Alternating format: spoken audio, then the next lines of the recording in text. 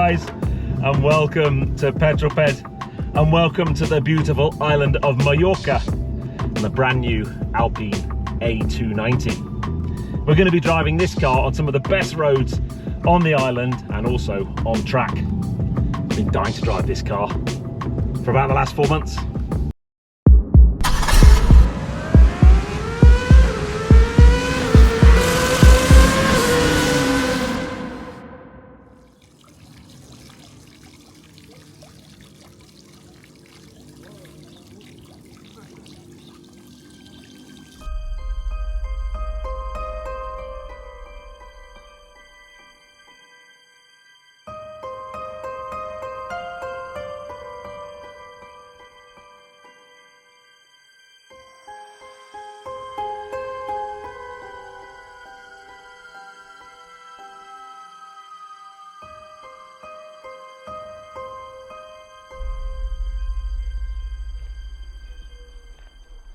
It really is great to see this car out in the wild.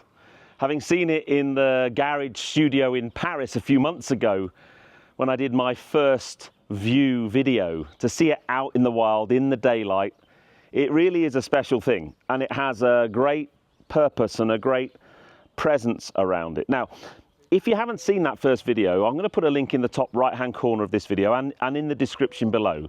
Head over and have a look at that, because I'm going to try and not overlap too much with this video. Today is all about finally driving this car, and we're lucky enough to be able to drive it both on some of the most amazing roads here in Mallorca, but also later on today we'll be driving it on track. But I think the first thing to say is clearly this car is based on the Renault R5. However, there's a lot of differences. The first thing is it's got a 6 centimetre wider track, and that means this car just sits so nicely. I know it's maybe a car guy thing to say, but I think the way a car sits, its stance, the wheel arch gap, just the track of a car makes such an important difference. This car with its 6 centimetre wider track, these flared wheel arches, the wheel and tyre package, the way it just sits on its suspension makes it look ready to go. This is a hot hatch. It's an all-electric platform. It's lightweight for an electric car, sub 1,500 kilos, front wheel drive, and it's not about the numbers. And I think one of the things we need to explore today is to really get our heads around that, because I think we've gone down this simple, easy road with a lot of performance EVs. It's all about the outright horsepower. It's all about the 0 to 60 figure, and that's not what this car is about at all. I think the front end of the car, you're either going to love it or not. It has a nod to the Alpine family with the 4 lights. These 2 central, what look like fog lamps, are just daytime running lights, and then this X on here is a nod to the old Alpine rally cars, where that would be scotch tape to prevent the lenses from shattering and so on. Now, this is one of the limited Premier Edition cars. They're only making 1,955 of these, and they're at a £1,000 premium on top of the top spec GTS. They do them in 4 colours. This is in the blue, which is a new blue for A290. They do a white one called the Beta, which is a tribute to the prototype car, and also they do it in a frozen grey.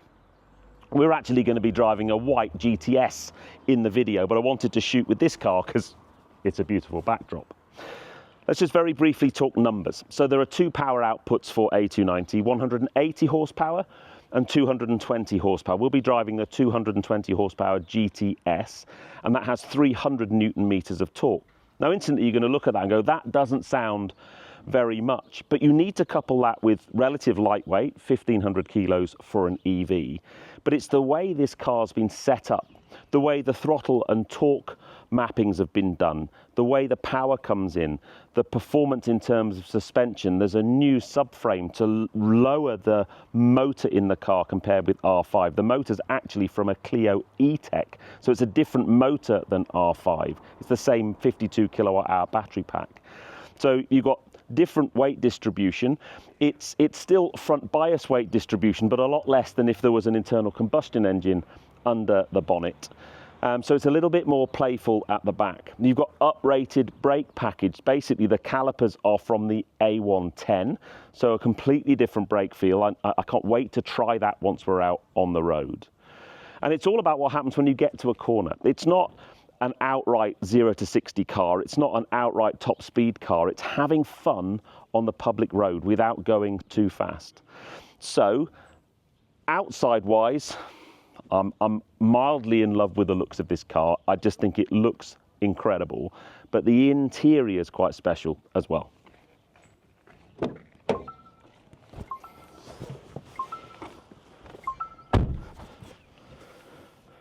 Now, in the GTS version, you get Napa leather everywhere.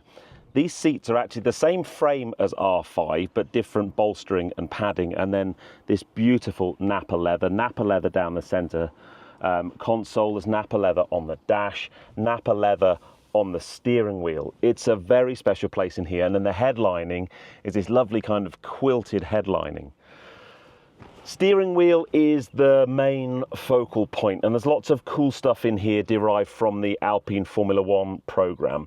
There's a couple of anodized buttons on here. There's an OV, which stands for overtake button. That gives you a boost. We'll play with that when we're out driving, but it's for overtaking, and it's also how you engage launch control. There's an RCH button, which stands for recharge. That's your 3 different levels of regenerative braking, and then a little drive mode to go through normal, sport, and then there's an eco mode in the car, and a personal mode that you can set up individually. And then you've got 2 screens, a main instrument binnacle in front, and then the main infotainment screen just here. And then the central console, again, very different from R5. This is taken pretty much out of the A110. You've got the DNR buttons there for drive, neutral and reverse, a little place to put your key, a wireless charge mat just there. And then just in terms of getting into a nice driving position, you've got nice adjustment in both rake and tilt. Interestingly, this seat's all the way back, and I feel a little bit far from the car. So even though I'm 6'3" with very long legs, I really need to bring my seat forward to get into a good driving position. But I think the best way to describe this car and to share it with you, after all, this is a driving video, so I suggest we go and find the white car that we're in today and take it for a drive and go and find some amazing Mallorcan roads, and then later on we'll get to have a play on track.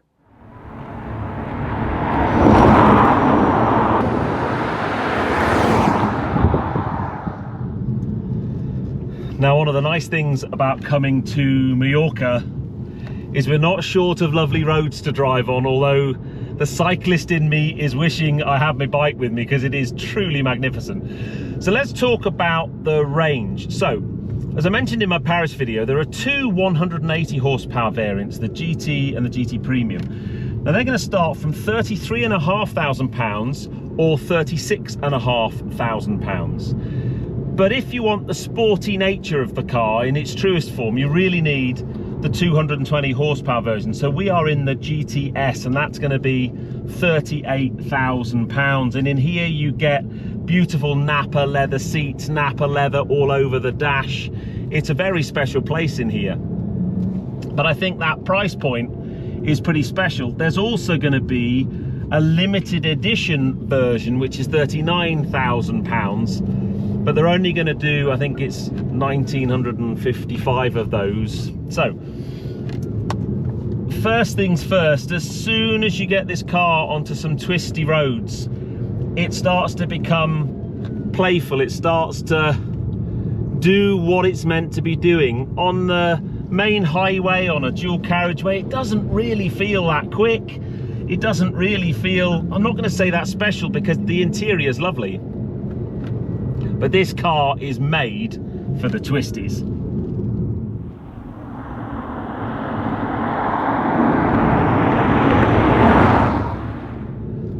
Now, because this is the same family as Renault and Dacia, there is a little button here. If I push that twice, I can turn on what's called my safety perso.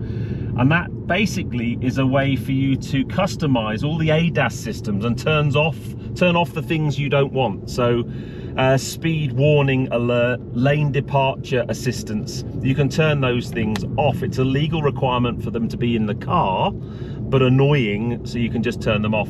2 pushes of that button and away we go. So the A290 comes with a 52 kilowatt hour battery. The downside of that is the WLTP range figure, which the last time I was with the car was still being tested. That's 236 miles WLTP, so I think a couple of 100 miles of range. And some of you might think that's not enough. It will do up to 100 kilowatts DC charging, and that means that you can get from kind of 15% to 80% in probably about half an hour, and easily overcharge, charge overnight on an AC charger. The upside of that battery pack being on the smaller side is weight. This car is under 1,500 kilos. I think it's 1,475, and that is exactly what you want on a road like this for handling, for that feel, to take away the heavy nature of an EV. We've become quite attuned to having electric vehicles that just weigh a lot. You know, 2.2, 2.3, 2.4 tons. This is under 1.5 tons, and that makes a huge difference when it starts to become a fun bit of road like this. Look at that, absolutely stunning scenery. Lots of pedestrians though.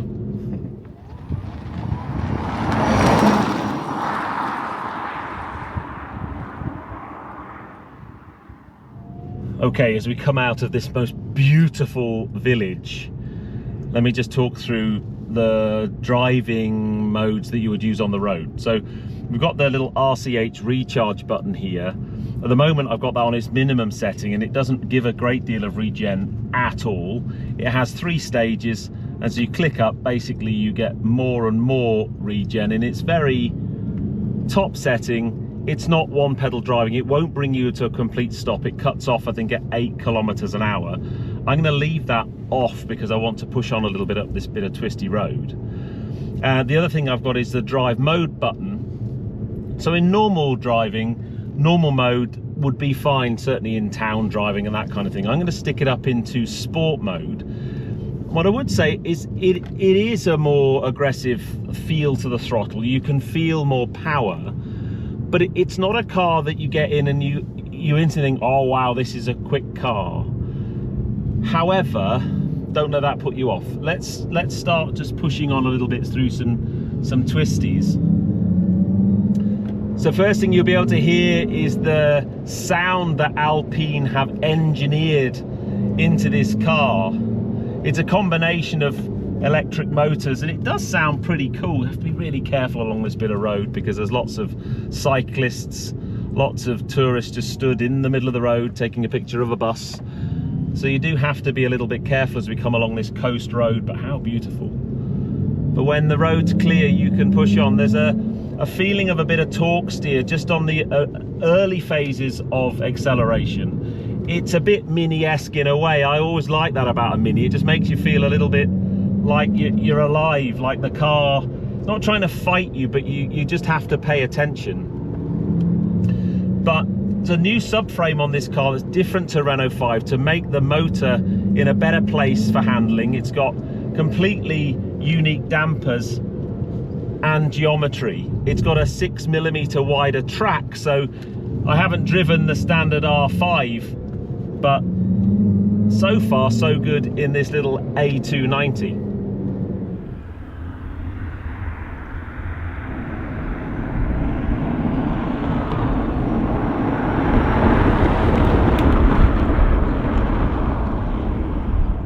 This is the most beautiful bit of tarmac, a nice bit of twisty road, paying caution to the cyclists. So for me, this car is about having fun on a road like this without going silly fast. It's only got 220 horsepower. And when we had all the technical briefings when I first saw the car, the first question I asked of the chassis guys was, why didn't you give it more power? And their answer was, drive it first. It's been set up for driving feel and driving pleasure for this kind of road where you can push on but not really feel like you're going to be breaking too many speed limits, where you're going to be putting yourself into too much harm. The road surface now is just a little bit damp. There's a tiny bit of water in the air, a little bit of, I don't know whether that's rain or just spray from a sprinkler we've just driven past. But, yeah, it's definitely rain. We're in Mallorca and it's raining, people. So, having done a few of these twisties now, first things first, the brakes on the car are really strong and have a really nice feel to them. They're 4-pot Brembos off of the A110, so they're going to certainly be up for it. I've got the regen on the minimum setting, but you know, whenever you push your foot on the brake, some of that retardation will be coming from the motor, and you're going to recuperate some of that energy back into the battery pack. Some of it's going to be from the piston biting onto the brake disc. The front end is nice and precise. I haven't felt a huge amount of understeer yet. This wider track, the geometry that's just set up just to throw it around. It's a great little car to chuck around on a nice bit of road like this. This road's almost perfect. It's what it was designed for. Nice brakes, turn in, on the power, a little bit of understeer, is just digging down. Now, in sport mode, it just backs the traction control off a little bit.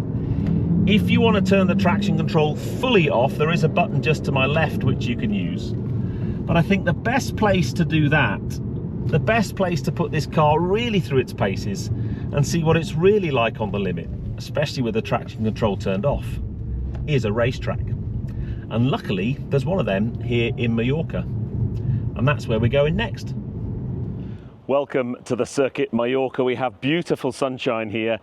And I'm not so sure what the collective noun is for a group of A290s, but we've got plenty of them to have fun with. Now, this is a sports car for the road. It's not designed as a track car, but there's only so many things you can do on the public highway to really get your head around handling characteristics. So we've got some track time this afternoon. But before we get on track, I want to talk tyres. Now, all the variants of the A290 are on a 19-inch wheel with a 225 section, and I think that contributes a great deal to the aesthetics and the stance of the car. But Alpine and Michelin have worked together for 2 years to develop 3 different tyres that are bespoke to A290. They're actually marked A29. Now, the first up is what we've been driving so far in this video and what I'll be driving on track. And they're the tyres that are on the 220 horsepower variants of the A290. And that's a Michelin Pilot Sport S5. Now, that's a relatively new tyre for Michelin, and so far the OEM versions of that tyre you've only really seen on very high-end sports cars like Aston Martins and so on. So it's great to see it on the Alpine. If you go for the 180 horsepower variant, then they come on a Michelin Pilot Sport EV tyre, which doesn't quite have the kind of high-speed performance and grip that you would get from the S5, but it does have maybe a little bit more efficiency and economy. And then finally, for wintry conditions, there's an Alpine 5, which can be put on any variant of the A290. And the final thing, I think, for this car, because it's on the S5, they do have the sexiest sidewall ever, and that just adds to the aesthetic of the car. So it's a beautiful sunny day. We have a racetrack behind me. I think it's about time we put these tyres in this car to the test. Okay, here we are, a couple of laps of the circuit Mallorca. I'm in sport mode. I've got traction control turned fully off. Let's see how this car handles around this quite technical little circuit. It's got a fantastic brake feel. Let the steering lock unwind before you get on the power. It doesn't have the most gigantic amount of power feel coming out the corners, but when you tuck it into this, is quite a high-speed corner, this one. It's got a really nice balance through the high-speed corners, then onto the straight. Straights are where you do feel that it's only got 220 brake, but then anyone can drive fast in a straight line. It's very, very bumpy in that braking area there. Turn yourself back in, unwind the lock, get a bit of curb. It's just got a very playful feel to the car. Under 1,500 kilos braking on here, turning in here. Yeah, it's it's everything you want a hot hatch to be so far. I've had a few laps of this circuit already. The way that the power and torque delivery has been programmed, you don't get that bite of torque, you know, in some EVs where you kind of stamp on the throttle and your head hits the headrest. You don't get that. It's a progressive, linear delivery of torque into the car. But I've got to say, these brakes are absolutely mega, like really mega. A little bit of rotation at the back. They've got a really nice brake feel. They're very powerful. On the road, they're a little bit sharp and bitey to start with, but the way they bleed regenerative braking into pad and disc bite is really very, very clever indeed. Just dug down a little bit there on the exit. You need to carry momentum in this car. It's a car that rewards smooth driving. Let's tip it in here a little bit quicker, grab some apex, power on the outside. Yes, it rewards smooth driving, carrying momentum, getting nice lines. It's a driver's car and it's an EV. Let's get these brakes. Oh, look at that. It is a car that stops really, really well. The nice thing is I'm driving an EV and I don't feel overwhelmed by its mass. It's for EVs anyway, very lightweight car really. And you don't feel a great amount of weight in the car. Just get on the brakes, bleed the brakes off. A little bit of understeer there. Terrible lines there, Peter. Absolutely terrible lines.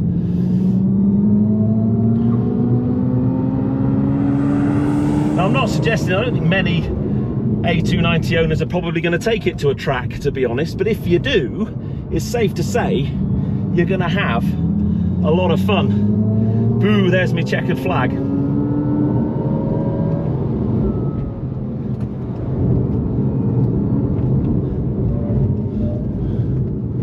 Chuck this car around and have some fun. You really can. I think it's only when you get it on just the back of the car is just so playful.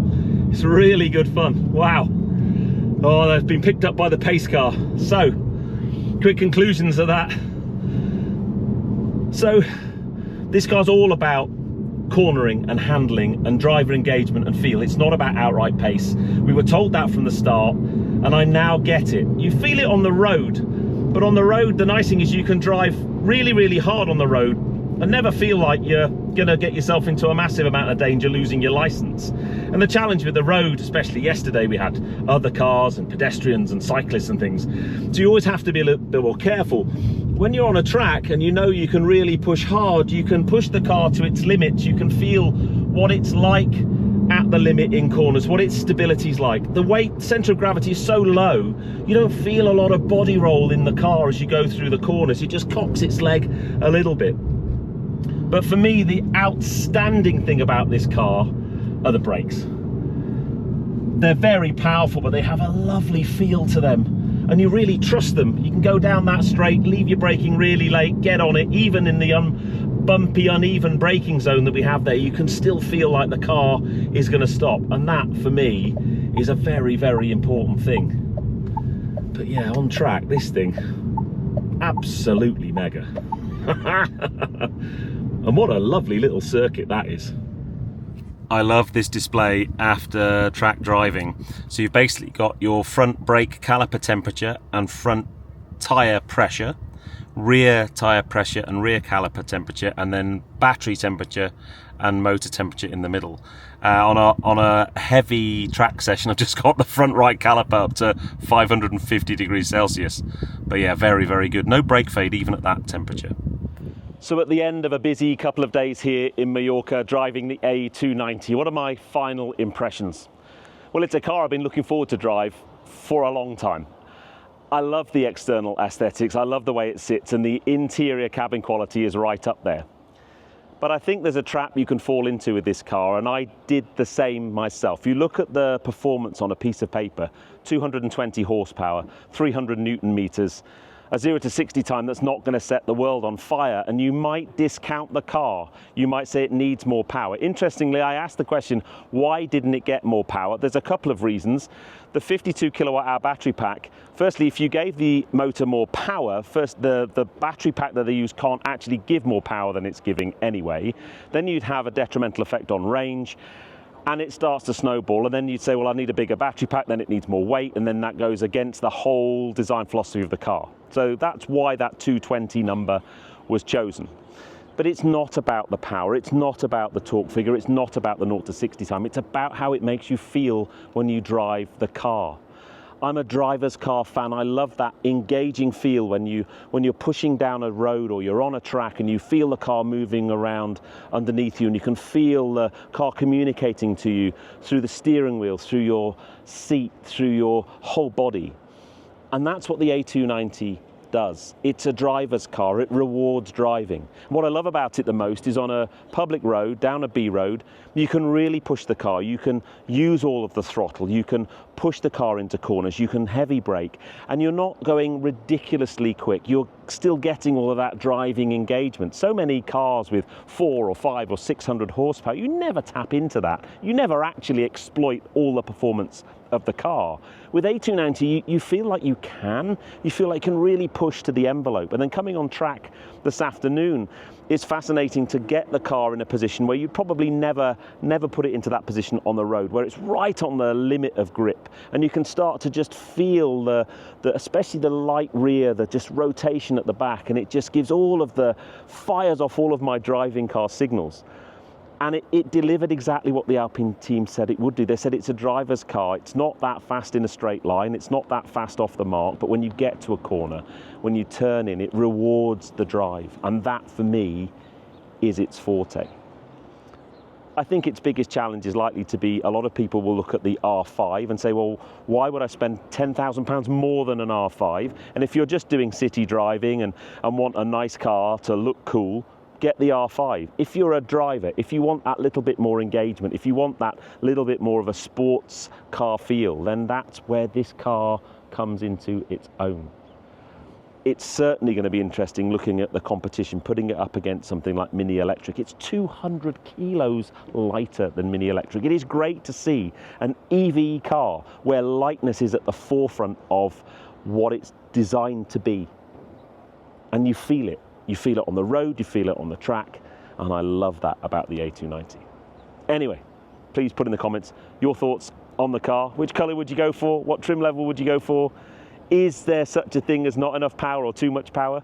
I'd love to know your feedback. Anyway, if you enjoyed that, give me a thumbs up. Don't forget, please subscribe to Petrol Ped for plenty more content to come, and I'll see you guys on the next film. You take care.